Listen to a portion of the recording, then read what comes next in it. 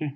So, questions for Balas, maybe from vendor to vendor.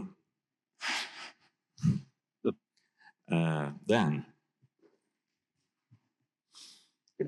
Hey, thanks for all that information. I'm wondering if you've gone back and compared, just when you were showing the individual part stuff, I was going to ask if you extrapolated it out to the mean time between interrupts, and you obviously did for the big systems. But I'm wondering if you've compared it to older parts. Yeah, so because I know with like 16K Intel CPU sockets, I can get my mean time between interrupt up to 120, 130 hours, right? So, but here with PVCs and maybe with GPUs in general, if the metadata is to be believed here, the data from Meta, which is not metadata, we're at like 4 hours for 16K parts, and of course they have integrated HBM and all the other problems. But have you sort of been able to look through generations of parts to see if this problem is getting better or worse from any of this data?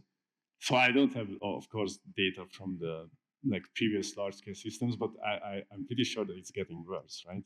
Yeah, because I mean, otherwise even we at the would same not see scale. this problem. Yeah. Thanks. Yeah. Next question is hands. Okay, well, please join me to say thank you to Bala for the presentation.